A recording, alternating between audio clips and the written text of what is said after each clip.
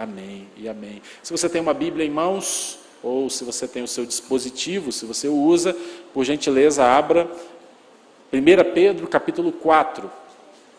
Essa pequena carta, escrita pelo apóstolo Pedro, capítulo 4, de 12 a 19. 1 Pedro, capítulo 4, de 12 a 19. Eu quero conversar com vocês nessa noite a mensagem que tem como tema lições difíceis para tempos difíceis. Lições difíceis para tempos difíceis. E a palavra de Deus nos diz assim: amados, não se surpreendam com o fogo que surge entre vocês para os provar, como se algo estranho lhes estivesse acontecendo.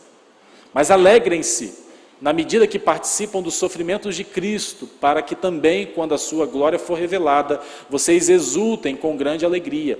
Se vocês são insultados por causa do nome de Cristo, felizes são vocês, pois o Espírito da glória, o Espírito de Deus, repousa sobre vocês. Se algum de vocês sofre, que não seja como um assassino, ladrão, criminoso, ou como quem se intromete em negócios alheios. Contudo, se sofre como cristão, não se envergonhe, mas glorifique a Deus por meio desse nome. Pois chegou a hora de começar o julgamento pela casa de Deus, e se começa primeiro conosco, qual será o fim daqueles que não obedecem ao Evangelho de Deus? E se ao justo é difícil ser salvo, o que será do ímpio e do pecador? Por isso mesmo, aqueles que sofrem de acordo com a vontade de Deus devem confiar a sua vida ao seu fiel Criador e praticar o bem. Nenhum de nós gosta de tempos difíceis.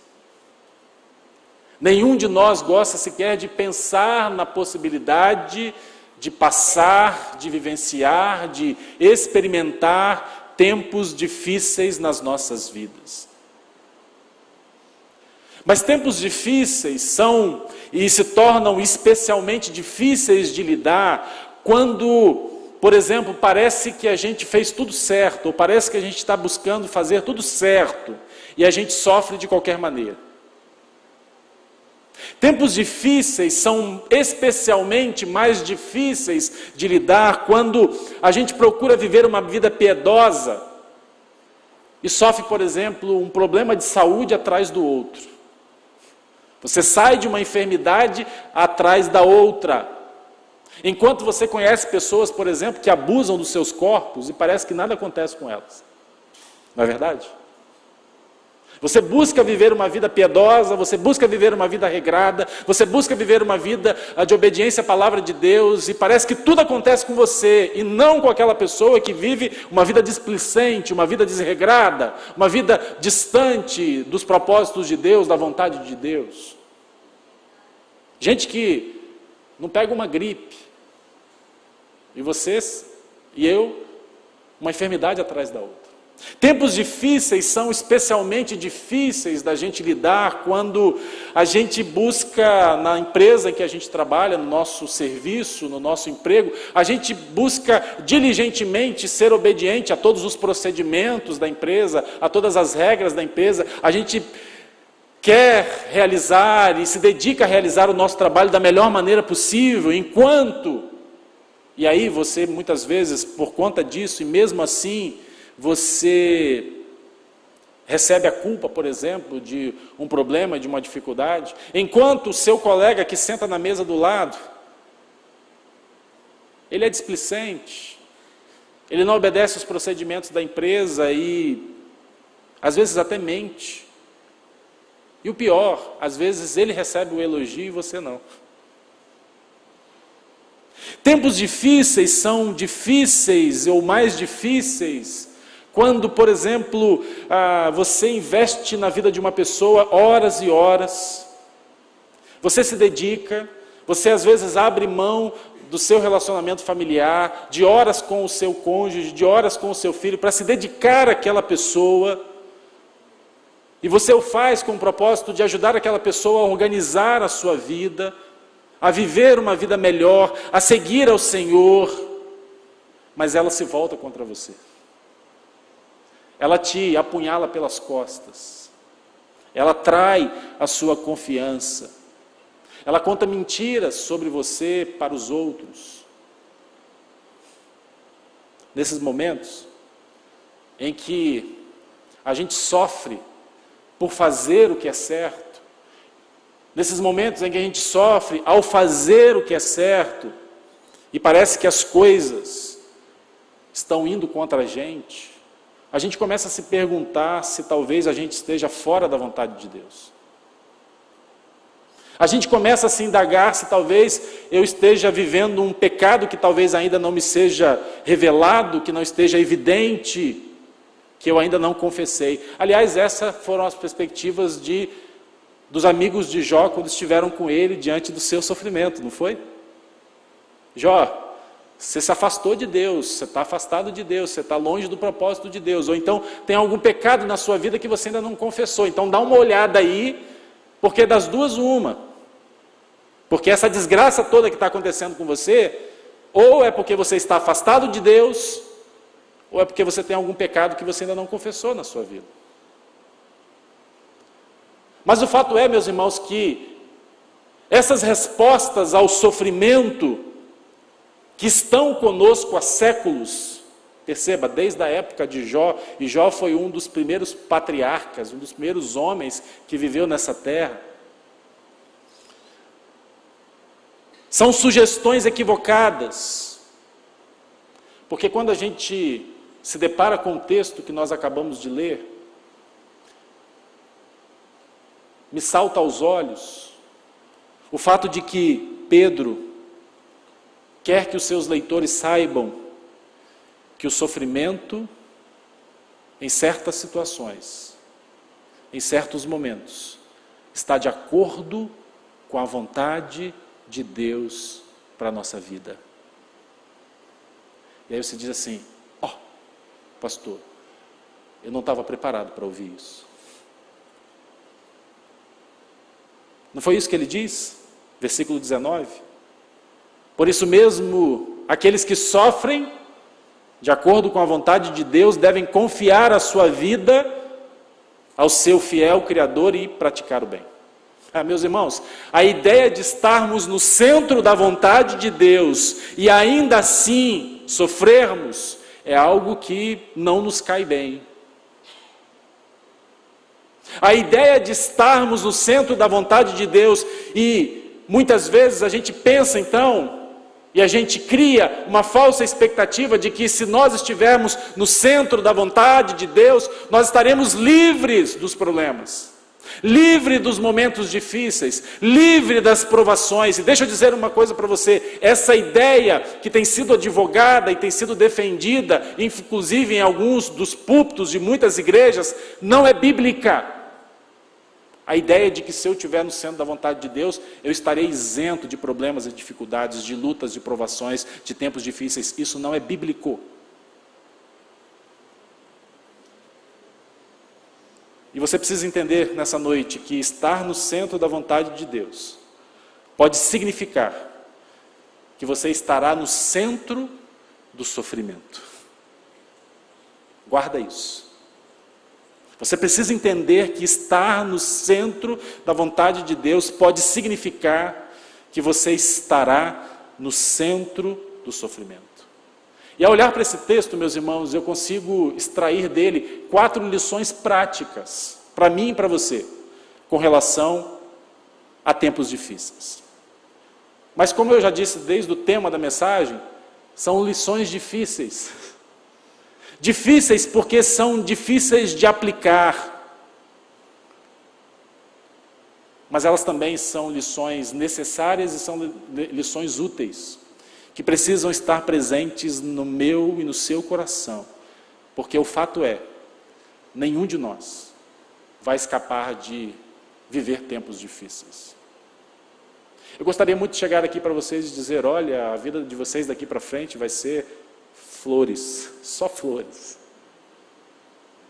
Vai ser uma vida suave, uma vida tranquila, uma vida sem muita curva, um caminho reto. Suave na nave. Gostaria muito de dizer isso para vocês. Mas o fato é que nenhum de nós escapará de enfrentar tempos difíceis em nossa vida. Quais são essas lições que eu quero brevemente destacar com vocês nessa noite? Como cristãos, como discípulos de Jesus Cristo, nós devemos, em primeiro lugar, esperar pelas provações. Em segundo lugar, nós devemos exultar nas provações. Em terceiro lugar, nós devemos examinar os nossos corações nas provações. E em quarto e último lugar, nós devemos confiar em Deus nas provações.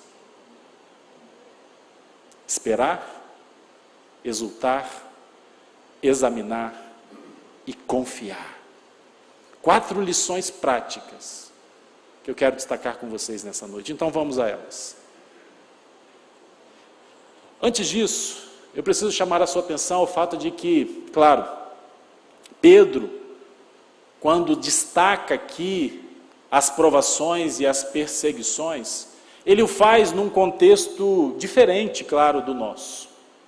Diferente daquilo que eu e você vivenciamos, daquilo que eu e você experimentamos, porque nenhum de nós, ou pouquíssimos de nós, talvez saibamos o que de fato é uma perseguição. E Pedro, quando escreve essa carta, ele escreve essa carta num tempo de perseguição. E ele o faz com o propósito de animar o coração dos seus leitores. É bem verdade que talvez alguns de nós pode já ter sofrido ao longo da nossa caminhada cristã algum tipo de rejeição.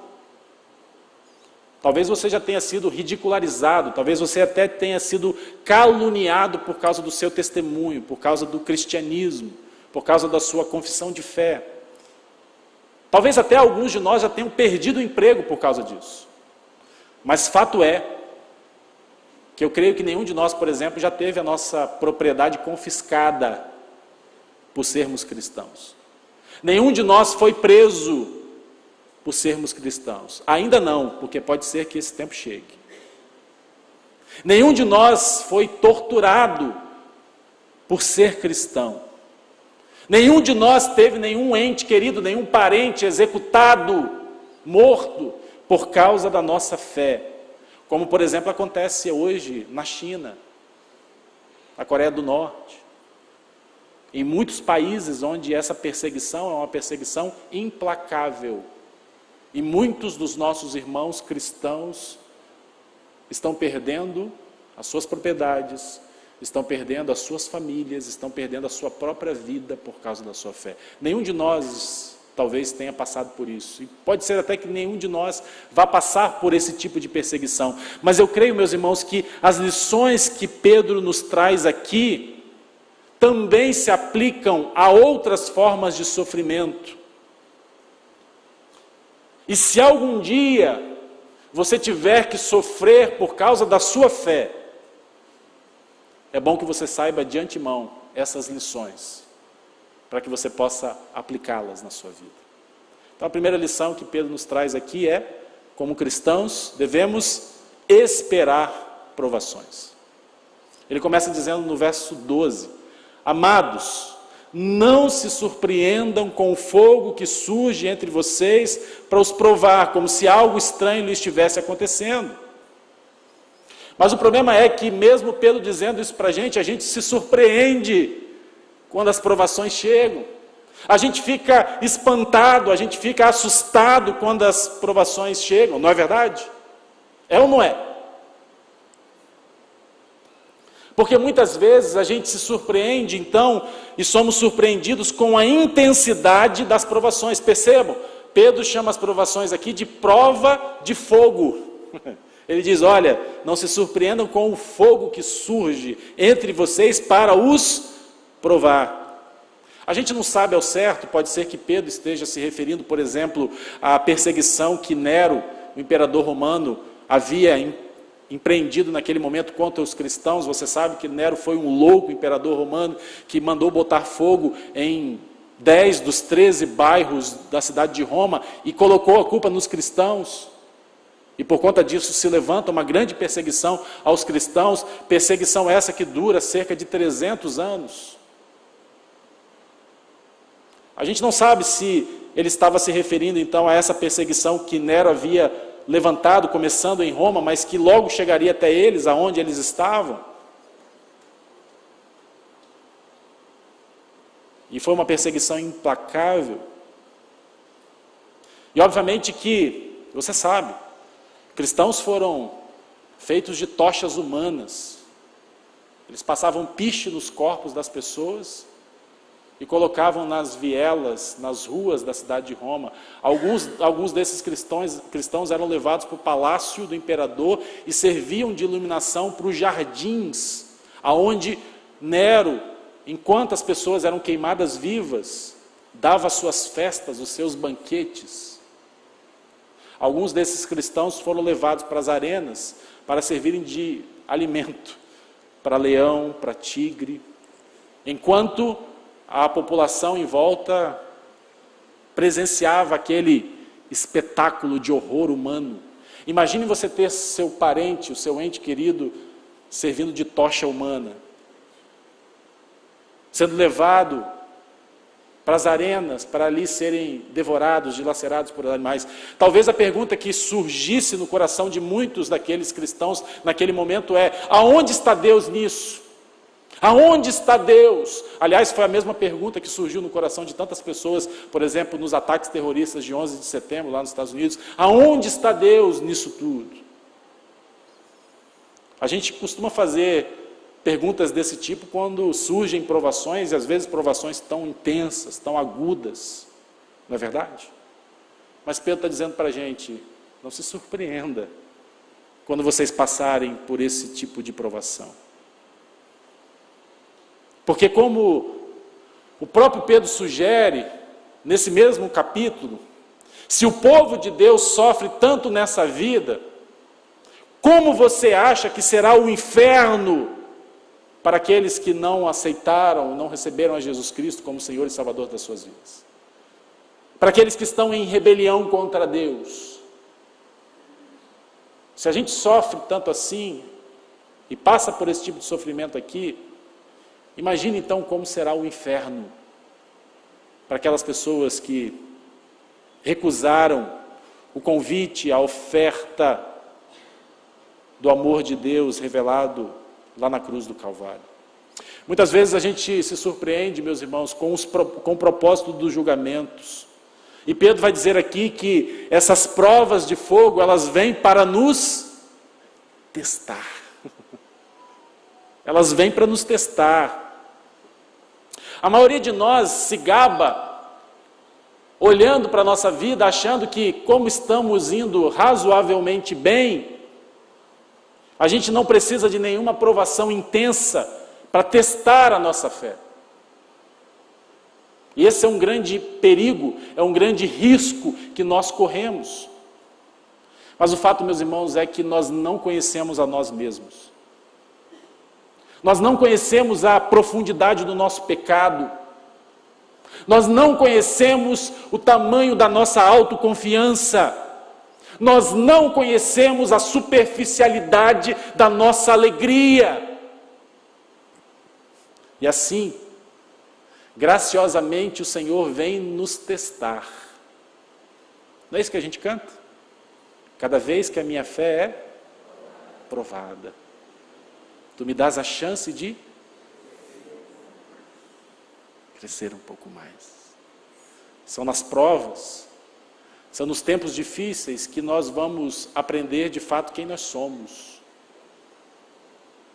John Newton, que foi um comerciante de escravos antes de se converter, antes de conhecer a Cristo, e John Newton foi escritor de alguns hinos. O deles, o mais famoso, se tornou um hino cantado no mundo todo: preciosa graça de Jesus, que um dia me salvou. Perdido andei sem ver a luz, mas Cristo me encontrou. Ele escreve num dos seus outros hinos, contando nesse hino a sua história com as provações, porque ele diz assim: eu pedi ao Senhor para crescer na fé, no amor e em toda graça, para que mais da sua salvação eu conheça e busque mais fervorosamente a sua face. Eu esperava que, em alguma hora favorável, Deus respondesse imediatamente ao meu pedido e, pelo poder constrangedor do seu amor, subjugasse meus pecados e me desse descanso. Mas preste atenção no que ele diz. Em vez disso, ele me fez sentir os males ocultos do meu coração. Sim, com a sua própria mão ele parecia intencionado em agravar a minha dor. Atravessou todos os belos desígnios que planejei, explodiu minhas cabaças e me derrubou. Senhor, por que isso? Tremendo eu gritei. Perseguirás o teu verme até a morte? Essas provações internas, respondeu Jesus, do ego e do orgulho eu uso para te libertar e quebrar teus esquemas de alegria terrena, para que possas buscar tudo em mim. Meus irmãos, como cristãos, a nossa fé precisa ser testada, a nossa fé precisa ser refinada pelas provações. Mas muitas vezes nós ficamos surpresos com a origem dos julgamentos, com a origem das provas, com a origem das dificuldades.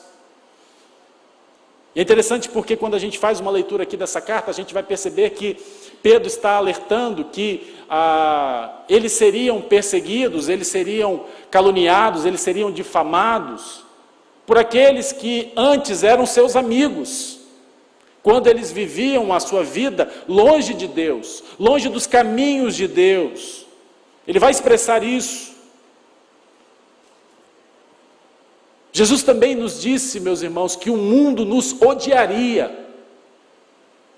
João capítulo 15, versos 18 e 19, Jesus vai dizer: se o mundo os odeia, tenham em mente que antes me odiou. E se vocês pertencessem ao mundo, ele os amaria como se fossem dele. Todavia, vocês não são do mundo, mas eu os escolhi, tirando-os do mundo. Por isso, o mundo os odeia.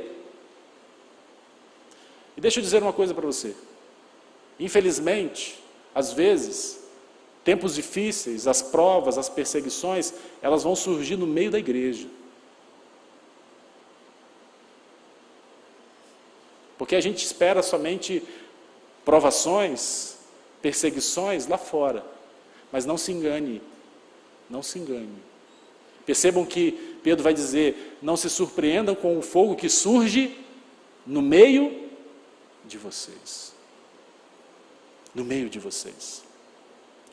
Muitas vezes a gente acha estranho, né? Quando a gente percebe que a oposição não está lá fora, está aqui dentro. Como que tem gente que parece que está, ao invés de construir, está destruindo.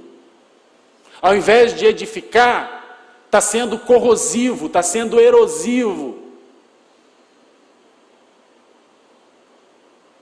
Jesus advertiu os seus discípulos que eles seriam perseguidos pela multidão religiosa. Eles seriam açoitados dentro das sinagogas. E o que era a sinagoga naquele tempo? Era o templo, era a igreja. Jesus preparou os seus discípulos para a perseguição que seria empreendida por aqueles que são religiosos. E infelizmente tem muita gente que é religiosa dentro das nossas igrejas. As pessoas religiosas muitas vezes escondem o seu pecado atacando os outros, perseguindo os outros, caluniando os outros, difamando os outros, porque elas não gostam e não querem que os seus pecados sejam expostos. Elas não vivem para proclamar a mensagem da cruz. Portanto, meus irmãos, Pedro está dizendo para nós: não achem estranho com a intensidade das provações. Não achem estranho se essas provações surgirem no meio de vocês. Não se surpreendam com as provações, nós devemos esperá-las. E essa é a primeira lição que Pedro nos traz aqui. A segunda lição que Pedro nos traz aqui nesse texto é que, como cristãos, nós devemos exultar nas provações. Acompanhe comigo o verso 13 e o verso 14. Mas alegrem-se à medida que participam dos sofrimentos de Cristo, para que também, quando a sua glória for revelada, vocês exultem com grande alegria. E se vocês são insultados por causa do nome de Cristo, felizes são vocês, pois o Espírito da glória, o Espírito de Deus repousa sobre vocês. Mas aqui, meus irmãos, a coisa fica um pouco mais difícil, não é verdade? Um pouco mais complicada, porque suportar as provações é uma coisa. Agora, exultar nas provações, manifestar alegria no meio das provações, pastor, isso aí é difícil. Isso aí é, na verdade, humanamente impossível. Sim, você está certo. Humanamente é impossível a gente exultar nas provações, se alegrar nas provações. E somente um Deus que age sobrenaturalmente em nós pode nos capacitar a nos exultar nas provações. A gente não se regozija com o julgamento em si, porque se regozijar com o sofrimento em si, com a provação em si, com o tempo difícil em si, seria ser masoquista, né? No mínimo. E a gente não se alegra com o julgamento em si, mas podemos nos regozijar com o bem final, com o produto final, com aquilo que a provação vai produzir em nós, o resultado dela. Não foi isso que Paulo diz lá em Romanos capítulo 5, versos 3 e 4, ele diz assim: e não só isso, mas também nos gloriamos nas provações, porque sabemos que a provação produz perseverança. E a perseverança, um caráter aprovado. E o caráter aprovado, esperança. Tiago, na mesma linha, vai dizer, capítulo 1, versos 2 e 4, que o resultado das provas será perseverança e maturidade. Ele vai dizer assim: meus irmãos, considerem motivo de grande alegria o fato de passarem por diversas provações, pois vocês sabem que a prova da fé produz perseverança. E a perseverança deve ter uma ação completa, a fim de que vocês sejam maduros e íntegros, sem lhes faltar alguma coisa. E se você notar, nesses dois versos que nós lemos, versículos 3 e 14, por 4 vezes Pedro vai falar sobre alegria, sobre regozijo, sobre contentamento. Percebam, ele diz: mas alegrem-se na medida que participam dos sofrimentos de Cristo, para que também, quando a sua glória for revelada, vocês exultem.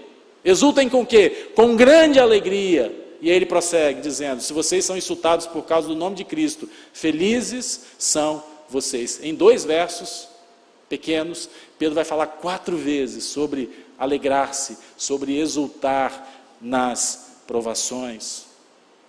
E por que isso, meus irmãos? Por que nós devemos exultar no meio das provações? Porque as provações, elas nos levam a uma comunhão mais profunda com Cristo. As provações nos levam a uma comunhão mais profunda com Cristo. É interessante porque Pedro vai dizer: mas alegrem-se à medida que participam dos sofrimentos de Cristo, para que também, quando a sua glória for revelada, vocês exultem com grande alegria. É claro que os sofrimentos de Cristo foram muito maiores do que os meus e do que os seus. Porque os sofrimentos de Cristo, eles foram penais, eles foram substitutivos. Jesus morreu e sofreu por mim e por você, para pagar o preço e a culpa dos meus e dos seus pecados. Não há como comparar os sofrimentos de Cristo com os sofrimentos que eu e você experimentamos. Jesus morreu pelos nossos pecados. Jesus morreu a nossa morte, como nós também cantamos, pois morreu a nossa morte para vivermos sua vida. Mas mesmo assim, meus irmãos, quando nós sofremos, e principalmente quando sofremos por causa do Evangelho, nós nos unimos a Cristo e nós participamos então dos sofrimentos de Cristo. Por isso que eu posso me exultar nas provações. Quando os 3 amigos de Daniel, Sadraque, Mesaque e Abidnego, foram lançados naquela fornalha ardente. A palavra de Deus nos diz que Nabucodonosor olha no meio, dentro daquela fornalha, e viu que ali não havia apenas 3 homens, mas haviam 4, porque o anjo do Senhor estava ali com eles, os livrando no meio da fornalha. Anjo que é uma prefiguração do próprio Cristo, ou seja, foi o próprio Cristo que veio e ficou com ele no meio daquelas chamas. Estevão, o primeiro mártir, a palavra de Deus nos diz que quando ele estava ali sendo apedrejado, por causa do seu testemunho que ele havia dado no meio do sinédrio, diante dos líderes, das autoridades judaicas, Estevão olha para o céu e vê Jesus em pé à direita de Deus. Paulo, quando estava em Corinto, com medo, a palavra de Deus nos diz que o Senhor aparece a ele e o encoraja a continuar falando. Muitos anos depois, quando Paulo estava sendo julgado, e você sabe que o resultado desse julgamento foi a sua decapitação, a sua morte, o seu martírio. Paulo faz uma espécie de reclamação, mas na sequência ele faz também uma constatação. Ele vai dizer, olha, no primeiro julgamento ninguém apareceu para estar aqui comigo. Eu me senti sozinho, porém o Senhor estava comigo o tempo todo. O Senhor nunca me desamparou. O Senhor nunca me deixou só. Meus irmãos, quando nós enfrentamos os sofrimentos e as provações, nós temos a oportunidade de nos exultar nelas, porque elas nos levam a uma comunhão mais profunda com o nosso Senhor, com o nosso Deus. Nós podemos também nos exultar nas provações, porque elas nos levarão a um nível mais profundo de alegria, aguardando a vinda do Senhor. Percebam o que ele diz. Ele diz, olha, alegrem-se à medida que vocês participam dos sofrimentos de Cristo, versículo 13, para que também, quando a sua glória for revelada, vocês exultem com Ele com grande alegria. Agora, nesse momento, Cristo e a sua glória estão, a gente poderia dizer, como que escondidos, mas vai chegar um dia em que Cristo vai voltar e a sua glória será definitivamente revelada. E sabe o que Pedro está dizendo aqui? Que nós que sofremos por causa de Cristo, que nós que passamos pelas provações da vida, nós estaremos sentados no primeiro banco, vendo a manifestação da glória de Cristo. Nós vamos sentar ali na frente, nós vamos ser os primeiros a participar disso, a contemplar isso. Paulo vai dizer isso em Romanos capítulo 8, no verso 18 ele vai dizer, eu considero que os nossos sofrimentos atuais não podem ser comparados com a glória em que nos será revelada. Ele está dizendo, olha, os nossos sofrimentos aqui são fichinha, coisa boba, com relação àquilo que nos será revelado, a glória de Cristo, que um dia haveremos de contemplar. E nós seremos os primeiros. A gente pode, meus irmãos, se exultar nas provações, porque elas nos levam a uma experiência mais profunda com o Espírito de Deus. É isso que Pedro vai dizer aqui no verso 14 agora. Se vocês são insultados por causa do nome de Cristo, felizes são vocês, pois o Espírito da glória, o Espírito de Deus, repousa sobre vocês. Quando nós estamos nas provações, nós temos a mesma convicção que Pedro, ou que Estevão teve, quando ele estava sendo apedrejado, de que os céus se abrem para nós, e o Espírito de Deus vem para estar conosco, nos amparando, cuidando de nós, nos fortalecendo, para que a gente possa passar pelas provações. Muitas vezes Deus não vai nos tirar das provações, mas Ele vai nos capacitar a passar pelas provações. Teremos que enfrentar os vales, teremos que atravessar os vales da sombra da morte. mas temos a certeza de que quando nós sofremos por causa de Deus, de acordo com a vontade de Deus, o Espírito da glória, o Espírito de Deus vem e repousa sobre nós. Porque somente o Espírito de Deus pode fazer com que eu e você, a gente se exulte, a gente exulte no meio das provações. Confesso para vocês que quando eu enfrento as provações, a minha tendência é procurar o escape, né? Procurar a escotilha de escape, é negar, é fugir, é me esconder, é me retrair, é gemer. Mas se nós, ao experimentarmos as provações, percebermos que elas vêm principalmente como perseguições por causa da nossa fé, uma alegria precisa tomar conta do nosso coração, porque nós podemos crescer no meio das provações. A terceira lição prática, meus irmãos, que nós aprendemos aqui, eu já estou caminhando para a conclusão, não vou demorar. Pedro vai nos dizer que como cristãos nós devemos examinar a nós mesmos nas provações. Olha o que ele vai dizer agora do verso 15 ao verso 18.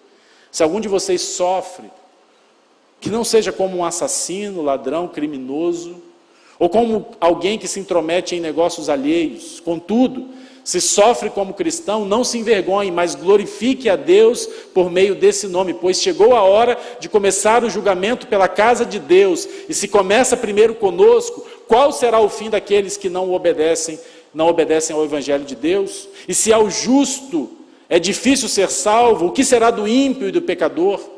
Pedro está dizendo para mim e para você o seguinte: olha, certifique-se que esse sofrimento não é ou não está relacionado com algum pecado na sua vida, com algo que você fez ou deixou de fazer e que então trouxe esse sofrimento para você. E se você olhar para o seu sofrimento e poder identificar que ele não é resultado de algum pecado, de algo que você fez ou deixou de fazer, ele está dizendo que a gente pode então glorificar a Deus nisso. E eu creio que há algumas perguntas que são muito úteis, são muito práticas também para nós, quando nós experimentarmos esses momentos, esses tempos difíceis. A primeira delas: essa provação, ela é devido a algum pecado conhecido na minha vida? Será que eu estou sofrendo? Será que eu estou passando por um tempo difícil por causa de um pecado que eu cometi? É importante nós entendermos, meus irmãos, e sabermos que há pecados que nós cometeremos que trarão consequências, e algumas consequências que serão permanentes na nossa vida. É claro que nós temos a certeza e a garantia de que se nós confessarmos o nosso pecado, Deus é fiel e justo para nos perdoar os pecados e nos purificar de toda injustiça. Mas Deus não disse que nos tiraria as consequências do pecado. E há muito sofrimento que nós passamos na vida que são consequências dos nossos pecados, consequência dos nossos erros. E alguns deles que serão por toda a vida. Porque se eu trouxe perseguição, se eu trouxe julgamento sobre mim, porque eu desobedeci a lei de Deus, eu desobedeci a lei humana e agora eu estou colhendo as consequências disso, então eu preciso me arrepender do meu pecado. Eu lembro uma vez que nós estávamos ainda no seminário estudando e nós recebemos uma pessoa que foi dar o seu testemunho e ele falou de toda a sua vida antes de conhecer a Deus, de todos os crimes que ele havia cometido. E eu fiquei me perguntando, ao ouvir aquele testemunho, será que ao se converter, a primeira atitude dele foi ir até as autoridades, confessar os seus pecados e dizer assim: eu estou aqui para pagar pelos erros que eu cometi? Porque há muito sofrimento na nossa vida que é consequência dos nossos erros, dos nossos pecados. E nós precisamos ser maduros o suficiente para entender, então, que nós deveremos passar por eles, experimentar eles. É isso que Pedro está dizendo aqui. Se alguém sofre por causa de Deus, se exulte nisso, mas se você sofre porque você é um assassino, se você é um mentiroso, se você é um ladrão, se você é um caluniador, então arrependa-se do seu pecado. Muita gente sai aí reclamando de Deus às vezes, porque Deus não o livrou das consequências do pecado. E nós precisamos entender que há muitas provações na nossa vida que são devido a pecados que nós conhecemos, que nós cometemos. A segunda pergunta é: como eu posso glorificar a Deus nessa provação? Essa é uma outra pergunta útil e prática que nós devemos fazer.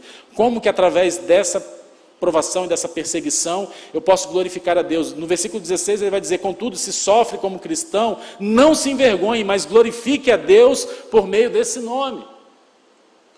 Porque se não há pecado então na minha vida, e se eu estou sofrendo porque eu tomei uma posição ao lado de Cristo, por Cristo, para Cristo, então eu devo procurar fazer com que Deus pareça bom como Ele é, através da minha conduta no meio dessa provação, através da maneira como eu me comporto nessa situação. Você lembra da experiência do mesmo apóstolo Pedro, junto com João, quando eles foram espancados ali no Sinédrio, por pregarem a Cristo? O texto de Atos, capítulo 5, verso 41, nos diz que os apóstolos, esse mesmo Pedro e João, saíram do Sinédrio, alegres, por terem sido considerados dignos de serem humilhados por causa do nome de Jesus. Tomaram uma surra, foram surrados, foram chicoteados, corpo todo marcado. E como é que eles saem dali? Alegres, felizes, porque eles passaram aquilo por causa do nome de Cristo. Mas nós temos uma última lição, meus irmãos, aqui, que nós aprendemos, ou que nós podemos aprender desse texto. E essa lição é: como cristãos, nós devemos confiar em Deus no meio das provações. Olha o que Pedro vai dizer no verso 19. Por isso mesmo, aqueles que sofrem de acordo com a vontade de Deus devem confiar sua vida ao seu fiel Criador e praticar o bem. É como se Pedro estivesse dizendo assim: para quem mais nós podemos ir? Para onde mais nós podemos ir? Quem mais nós podemos buscar? A quem mais nós podemos recorrer? Porque se nós sofremos por causa da nossa fé em Cristo, então podemos saber que o que nós estamos passando é de acordo com a vontade de Deus. E assim, conforme Pedro vai nos dizer, nós podemos confiar nele como Criador fiel e continuar a fazer o que é certo. E eu quero chamar a sua atenção quando Pedro diz que nós devemos confiar. Essa palavra confiar aqui traz a ideia de depositar. É uma palavra que era usada nas transações bancárias, principalmente nos penhores que eram feitos e que ainda são feitos, né? Em que você vai e deposita algo de valor, um bem, algo muito precioso, e você vai lá no banco e guarda aquilo lá para que aquilo fique protegido, para que aquilo fique seguro. Mas quero chamar a sua atenção ao fato de que Pedro diz que nós devemos confiar em Deus, e aqui ele usa uma expressão muito interessante. Ele diz: se você sofre de acordo com a vontade de Deus, você deve confiar a sua vida ao seu fiel Criador. Eu chamo a sua atenção ao fato de que Criador aqui, fiel, é a única vez no Novo Testamento em que Deus é chamado de Criador. No Antigo Testamento, você sabe, Deus é o Criador. A Bíblia abre as suas palavras dizendo: no princípio criou Deus os céus e a terra. E a imagem de Deus Criador é uma imagem presente no Antigo Testamento. Mas no Novo Testamento, aqui é a única vez que aparece Deus sendo apresentado como um Criador. Ele não somente como um Criador, mas como um Criador fiel. O que é que Pedro está querendo fazer com que a gente pense e reflita aqui, meus irmãos? O que ele quer que a gente pense e reflita é o seguinte: olha, se Deus criou o universo pelo poder da sua palavra, Ele é capaz de guardar o seu depósito, ou seja, Ele é capaz de guardar a sua vida e trazer você em segurança até Ele.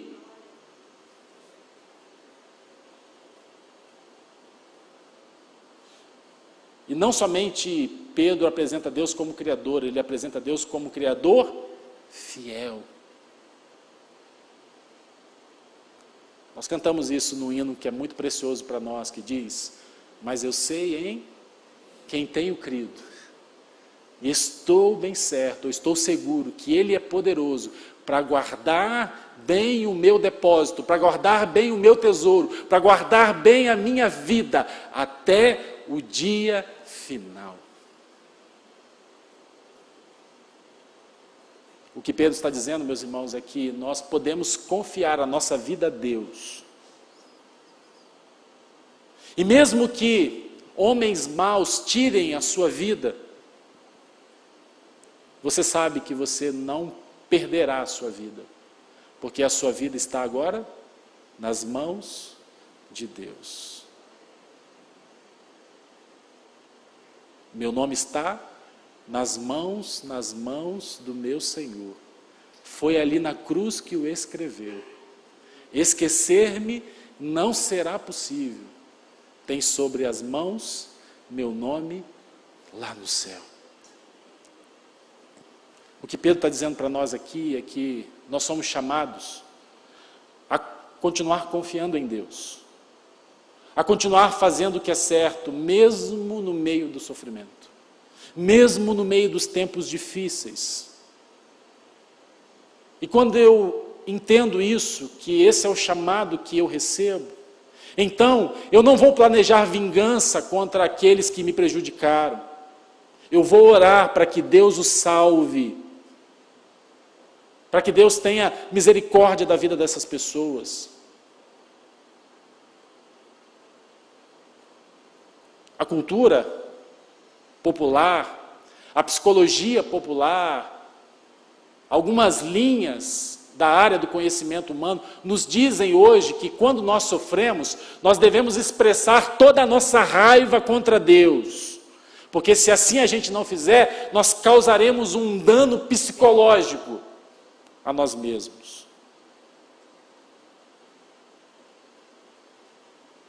Mas o que nós vamos aprender aqui na palavra de Deus é que o chamado é continuar confiando no Senhor, aquele que é o nosso fiel Criador, mesmo no meio do sofrimento, porque confiar no Criador fiel é a coisa mais prática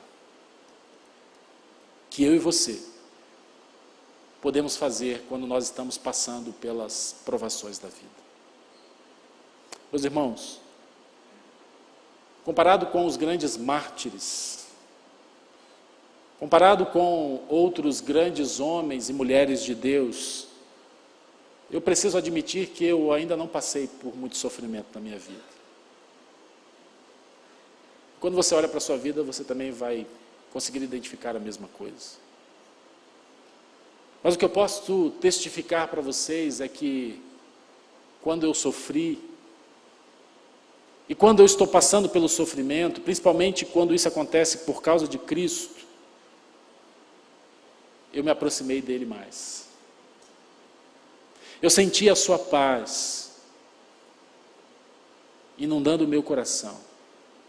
Eu conheci uma alegria que se manifestou de uma maneira jamais vivenciada, experimentada em outros momentos da minha vida. Porque eu aprendi que, como cristão, eu devo esperar as provações. Não se surpreenda. Não se surpreenda com os tempos difíceis, porque eles virão. Mas mais do que isso, pelo poder de Deus, eu tenho aprendido a me exultar nas provações, sabendo que Deus está trabalhando na minha vida. E Ele é fiel para guardar o meu tesouro até o dia final. E o que eu tenho pedido a Deus é que, ao experimentar as lutas, os tempos difíceis e as provações, eu possa ainda mais confiar plena, profunda e abundantemente em Deus, sabendo então que eu estou dentro do seu plano, dentro da sua vontade. Sim, são lições difíceis para tempos difíceis, mas Deus é fiel. Deus é fiel. Quero convidar você a fechar os seus olhos, inclinar a sua cabeça. E pode ser que nesse momento você esteja passando por uma provação. E como eu disse, nessa noite é importante você identificar se essa provação que você está passando, ela é de acordo com a vontade de Deus, ou se ela vem por causa da consequência de um pecado, de um erro, de algo que você fez ou deixou de fazer.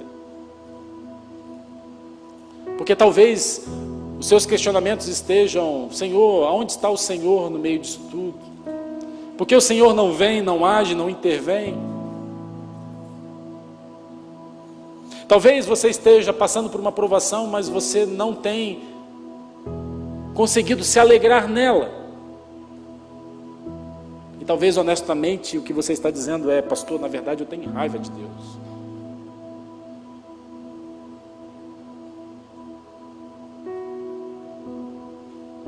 E nessa noite, Deus trouxe você aqui para que Ele pudesse chamar você a depositar a sua confiança totalmente nele. Mas para você, confiar em Deus tem sido apenas uma frase clichê. E não a coisa mais prática que você tem feito na sua vida.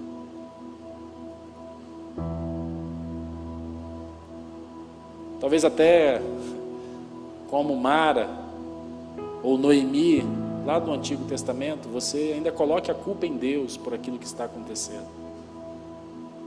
Mas será que a culpa de fato é de Deus? Ou será que o que acontece com você é culpa dos seus próprios erros, dos seus próprios pecados?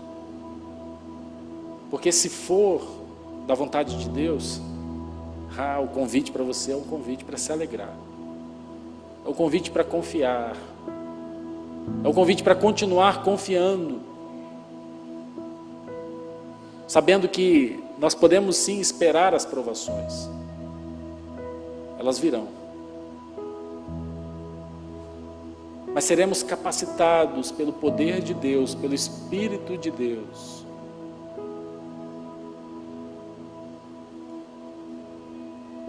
a exultar e nos alegrar nele. E a confiar as nossas vidas àquele que é o fiel Criador, o único capaz de guardar a nossa vida até o dia de Cristo Jesus.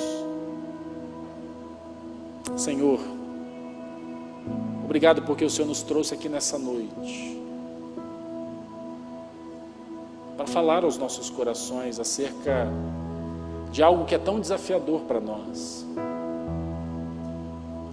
Obrigado porque na Tua Palavra nós encontramos orientações úteis e práticas, lições úteis e práticas de como vivermos e experimentarmos os tempos difíceis que nós enfrentamos na nossa jornada. A questão não é se eles virão ou não, porque sabemos que eles virão. E o que nós estamos pedindo ao Senhor nessa noite, ó Pai, é que o Senhor mesmo continue nos ajudando nesse processo. Continue trabalhando em nossos corações.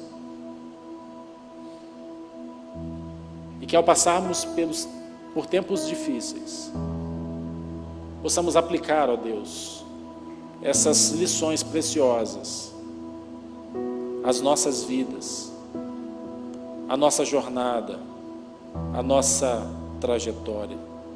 Sabendo então que devemos esperar pelas provações, devemos exultar nas provações, devemos examinar a nós mesmos nas provações e devemos confiar no Senhor em meio às provações, sabendo então que elas estão de acordo com a vontade do Senhor para as nossas vidas. Nos ajuda, Senhor. Conforta e consola o coração e a vida de cada um de nós. Nos abençoa. E nos ajuda, Senhor, também a encontrar esse conforto e esse alívio no ombro do nosso irmão, onde nós somos chamados a consolar uns aos outros. E com as mesmas consolações que temos recebido do Senhor, possamos consolar aqueles que estão sofrendo, aqueles que estão sendo perseguidos, aqueles que estão passando por tempos difíceis.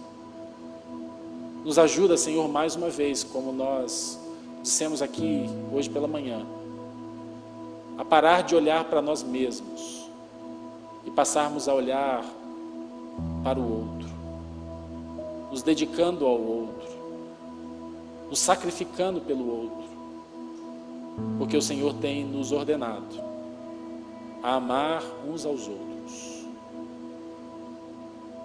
Que o Senhor nos abençoe, que o Senhor continue cuidando da vida de cada um de nós, que o Senhor nos dê, ó Deus, uma semana rica, feliz e abençoada na sua presença, e que possamos estar ou ter a oportunidade de estar novamente na tua casa, em outras oportunidades, juntamente com cada um de nós, irmãos e irmãs em Cristo Jesus, sabendo que isso é tão especial para nós, é tão importante para nós.